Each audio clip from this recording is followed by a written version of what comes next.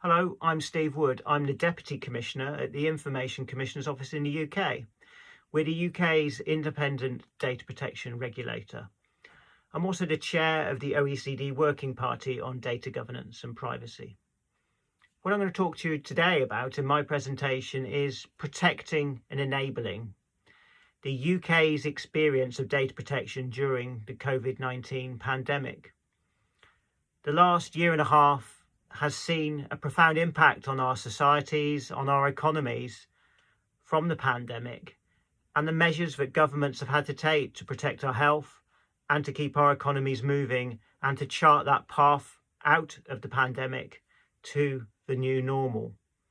And personal data and new technologies have played a really important role in this, from finding new ways to track the spread of the virus, to understand the most vulnerable people to protect, and also to understand how we can open venues and travel safely. And data protection also has a really important role to play here, because getting data protection compliance right for organisations can ensure that citizens trust these uses of data and actually ensure that many of these activities actually support the challenges effectively. So how do we actually use these technologies effectively in practice with the trust of our citizens?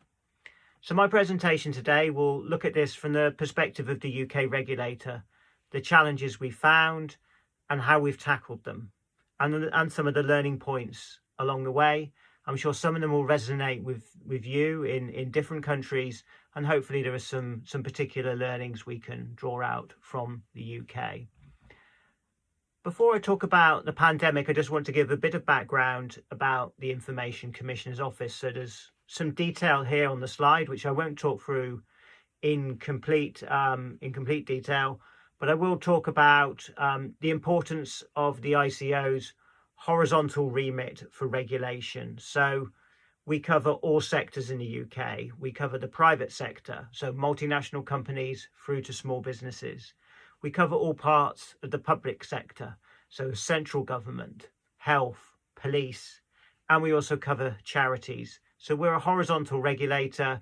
We have a remit which covers all forms of data processing in the UK. You can see on the slide the scale of our operations in terms of the number of staff we have. We have around 800 staff. You can see the number of data protection complaints we've had to handle. We're also investing more in our teams which are looking to the future and how we deal with new technologies. And we also have powers to act when things go wrong as well. So we have two functions. We will advise and guide organisations early to get things right first time as a principle of data protection, but we also have the powers to step in when things go wrong and there are serious concerns or risks about how an organisation is using data. So we have the power to fine, to issue enforcement orders against organisations as well. The legislation that governs data protection in the UK is called the UK GDPR. As many of you will know, the UK left the European Union and we now have our own law, the UK GDPR.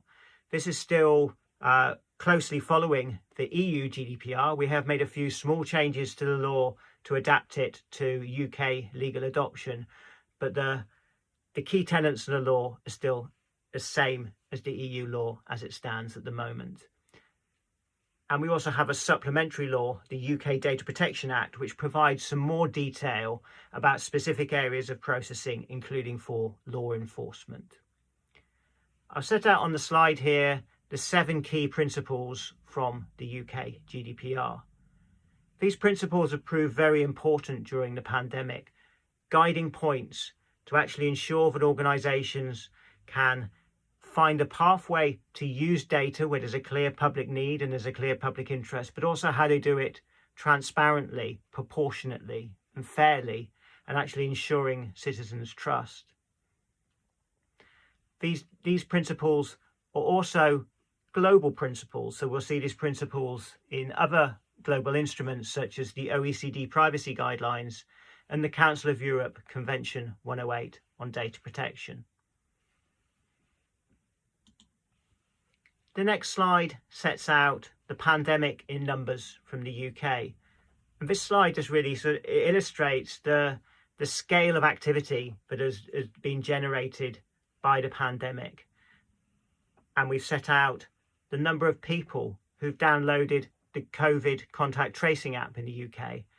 As at July, when we were doing this research, it was at 27 million in the UK.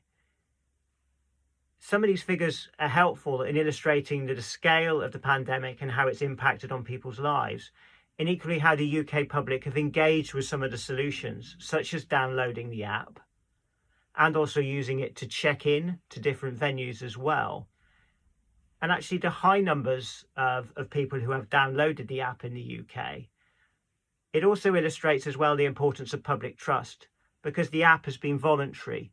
So people are downloading it and they're having an understanding of how their data will be used and trust and confidence in that process. We can also therefore understand the importance of understanding how the UK public will interact with lots of these different solutions.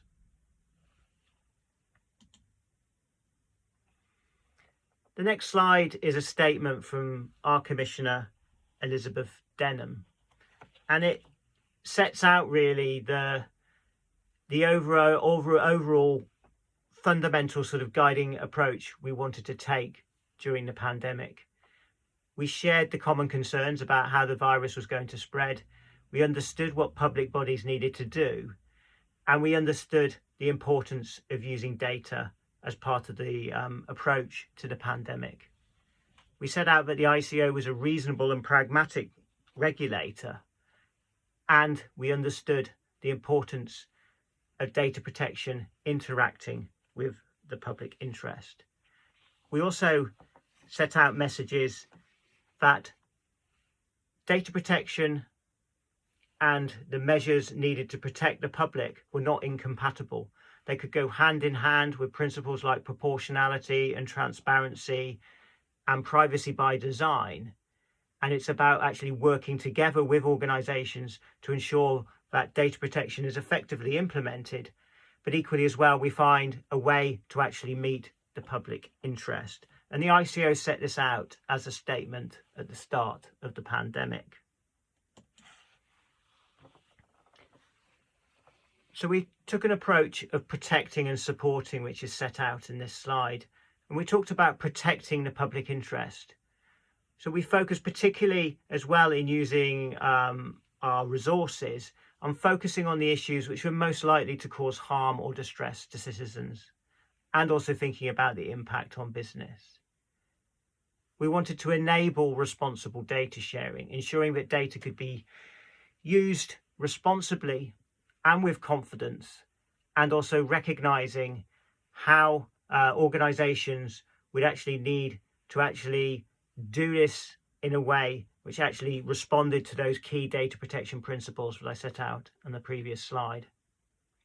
And also, we wanted to understand and monitor intrusive and disruptive technologies. We wanted to actually ensure we were protecting privacy whilst also enabling innovation and supporting the economy. So during the pandemic, we refocused the ICO's priorities. We came up with 6 priorities. They reflected the wider environment we were operating in and the complexity of the challenges we faced.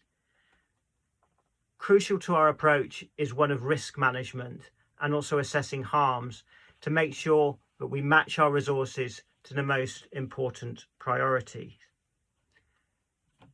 We talk about protecting vulnerable citizens, supporting economic growth, shaping proportionate surveillance, enabling good practice in AI, enabling transparency, and maintaining business continuities, developing new ways of working in readiness for recovery.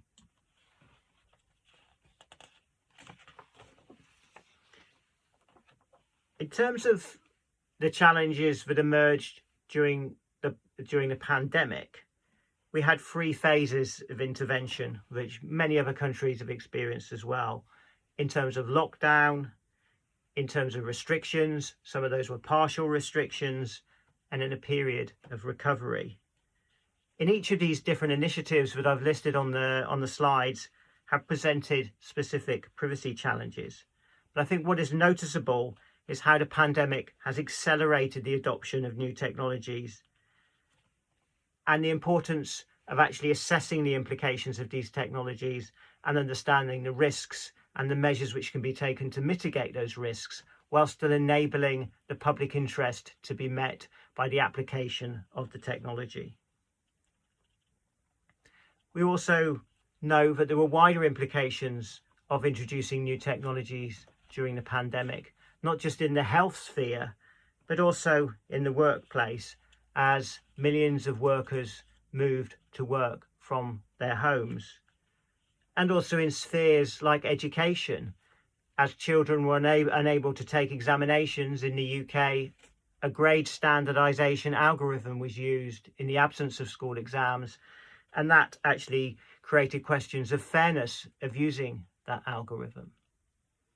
So there are many, many different uses of data during the pandemic that the ICO has had to approach and actually advise and guide at early stages of their development to ensure that the privacy by design approach was taken. The convergence of all of these different factors have required the ICO to be a voice of authority as both the public and the business seek clarity.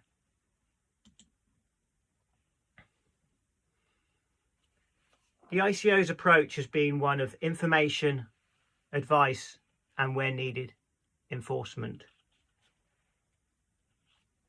We created a COVID-19 information hub for businesses and individuals, which gave them key information so that they could understand the approach they needed to take to protecting data. We also provided advice, particularly on key challenges such as the contact tracing app, which was developed in the UK. And we actually placed the ICO's advice publicly on our website, the advice we had provided to government, so that the wider public and civil society could see the advice we had provided. And lastly, we provided enforcement as well for organisations who sought to unfairly exploit data during the pandemic. We actually issued fines. So, for example, there was a company who sent nuisance emails to people who'd scanned QR codes. And we also sent fines to companies who'd sent nuisance text connected to the pandemic as well. So for those organisations who abused data, we stepped in quickly and swiftly to set examples on those organisations. In terms of also protecting the vulnerable, we also supported those who were shielding in their own homes who couldn't get out to supermarkets. We supported a government scheme that enabled a proportionate sharing of data with the supermarkets so that those individuals who were shielding in their homes could actually get prioritisation in terms of supermarket deliveries to their homes. And this is a good example of how the ICO provided advice to these organisations to share their personal data appropriately with the right safeguards in place, but ultimately the data was able to be used to make a difference to help the vulnerable during the pandemic. So a good example of what I talked about at the start of the presentation of both enabling and protecting. So high standards of data protection, minimizing the data that was shared, ensuring that the data would be deleted at certain points, but making sure the data could make a difference to the members of the public. The next element I want to talk about is international cooperation. So the pandemic is global. It is vital that the data protection community shares information and learnings in order to build a coherent and coordinated approach to the emerging privacy challenges. So it's been important for the ICO to take part in a number of international activities. Currently, the ICO, as I said earlier, I'm chair of the OECD's Working Party on Data Governance and Privacy, so the ICO is engaged there. We've also engaged in our leadership in the Global Privacy Assembly. That's the international network of all of the data protection authorities worldwide. We're currently chairing that forum until October of this year as well. And we've worked with these different organizations to be able to convene some global discussions, particularly within the Global Privacy Assembly. We've actually shared best practices. We've developed a compendium of best practices to share all of the different activities and approaches that data protection authorities have taken to provide advice and guidance, different initiatives in relation to contact tracing, in relation to COVID certification, to ensure that we understand the different approaches which have been taken in different jurisdictions and how can we learn from each other. And we also convened a wider discussion with policymakers in the OECD so we could learn about some of the bigger challenges and what some of the global solutions and global principles that could be developed to tackle some of these challenges as well, to ensure, particularly in areas like international travel, that we start to develop a common approach, because it's vital for the interoperability of those particular solutions and involving key stakeholders like the World Health Organization. And of course, we're here today at the Asia Privacy Bridge, sharing knowledge and exchanging our experience as well. So international cooperation, learning from each other, working out where global principles are important is also a key part of our approach. So now to lessons learned and taking stock. So what can we draw out from our experience of advising and guiding organisations in the UK and some of the action we've had to take against organisations? It's important that organisations invest early in data protection and they take a privacy by design approach, which actually ensures that the key risks are considered from the outset. It's important that organisations have a clear purpose and understand how they want to use the data at the start of any activity using data during the pandemic. It's important that the public understand that in terms of their trust and confidence. It's important as well that there's clarity of who the controller is, so which organisation is responsible, particularly in multi-agency situations, so that the responsibility and the accountability is clear. A data protection impact assessment has also proved to be a vital tool, not to insist that organisations develop compendious paperwork or reports or box ticking, but organisations that actually use data protection impact assessments as key tools to actually assess the risks of what they're doing. And also the ICO encourages organisations to use data protection impact assessments in a flexible way. There isn't a one size fits all. They can sometimes be short documents. They may sometimes need to be comprehensive, but the organisation should consider a data protection impact assessment as a tool that can help guide them through to actually understand where the risks are and how they need to be mitigated. Transparency as well has been a vital component, particularly relating to that issue of public trust. And that's actually about a practical approach to openness. It's about organisations really thinking about the range of people affected by the measures they're taking to make sure that all parts of society have the information they need about the different ways their data will be used during the pandemic. And that means practical measures. It means testing that they're effective, make sure it's sustained transparency that people can understand in the longer term how their data is being used. And also the information is accessible in many different ways to reflect the diverse nature of our societies, because so many of the measures during the pandemic have affected a wide cross-section of people. As I said earlier as well, data protection by design, privacy by design is a crucial tool in organizations understanding how they can actually really apply those principles that I mentioned in the early slide in terms of issues like data minimization. So we've seen that in practice, in terms of the decentralized solutions which have been developed for contact tracing. Decentralized solutions are also developing for COVID certification or COVID passports. How do we actually do data protection by design in practice? How can we use techniques like anonymization and pseudonymization to protect data, particularly as well if data needs to be used at a later stage for research purposes? The next point I want to make about a lesson learned is the importance of guidance as well. For us as a regulator, we wanted to be agile and we wanted to be quick. So we quickly produced some guidance. We quickly produced frequently asked questions. We added to our guidance over time. We took in intelligence, and we were learning from the phone calls we were receiving from organizations, from the different types of information which was requested from businesses, the questions we were receiving from government, the different concerns we were seeing from some of the interactions we were having with organizations where perhaps they were getting things wrong. But we wanted to develop guidance in an agile way. And I think that was the key learning about regulators learning to be swift and actually improving and iterating the guidance over time.